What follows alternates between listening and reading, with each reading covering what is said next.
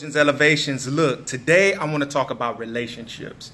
And before we start this conversation, I really like to have a dialogue with you. And let me say this. This is my disclaimer. I'm a Christian. I love God. And I believe the Bible and all that it has to say. So now that we got that out the way, I want to suggest that there is a lot of things about God and about the word that we have to admit as Christians that we do not know. And so oftentimes in relationships we hear, or I've heard, you have to be a whole person before God will bless you. So we're often told that Adam was a whole person before God gave him Eve.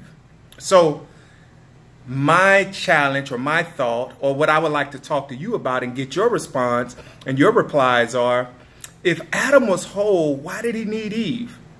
If something is whole and complete, that means it's whole and complete. But the word says that it is not good for man to be alone. So we know the story. God puts Adam to sleep, takes a rib, creates a woman. So my second thought that I would like to talk to you about or get your responses, your replies on. If God was, if Adam was whole and complete, why, when Eve presented him with the fruit, did he eat? Just to me, if a person is whole and complete, another person won't be able to sway their faith, wouldn't be able to change them. I would suggest that relationships are so complex and that we have a lot to learn about them. You know, the Bible talks about marriage only being represented here in earth. When we get to heaven, there is no marriage. There is no male nor female, things of that nature. But we also know that marriage represents Christ and his relationship to the church. So oftentimes, you know, we hear, or I've heard all of these different thoughts or schools of thoughts.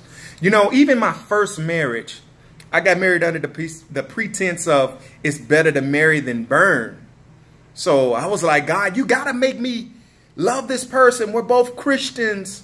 You're going to come into our marriage and magically make it work. I was so wrong. And so I think that it's complex. You know, the word talks about us not being unequally yoked with unbelievers and things like that. And so I think when it comes to relationships and marriage, that it takes a lot of effort. It takes a God who is we have to put our faith in and trust in him. But it's not God's going to keep us married, because there are multiple Christians, in fact, are leading in divorce. Some of the greatest Christians or greatest examples, we've seen them get married and they profess that God put us together. Now they're divorced. So is God in the business of joining things and breaking them up? The word says what he's put together, let no man put asunder. So it has to be more than us trying to spiritualize it and, you know, put all the responsibility of our relationships working on God and God alone. So, you know, just some food for thought. I really want to know your thoughts. I want to know what you think. I want to know your experiences. I know that relationships are tough, and it's the combining of two lives trying to come together as one. So you have this person that has been alive for however long, 37, 27, 17. And you have another individual that has been alive for however long they're alive, 17, 27, 37. Pick any number you want to. And you're trying to make those two lives become one. The two shall become one flesh. And I think that's the process that a lot of us fail at, that becoming one. And I don't know if there's a sound answer that will make it work. I've read multiple books on marriages and relationships.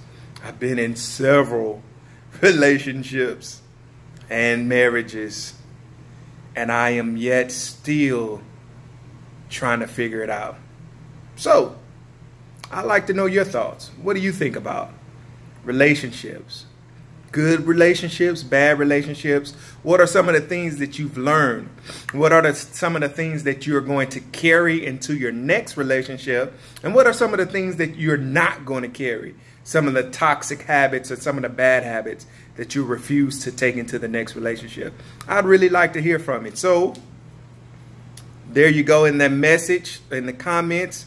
Inbox me. Do whatever. I really want to hear your heart. And so feel free to say whatever you want. And I will read every comment and every message. Might even respond to some. This is Elgin Stevens. Peace.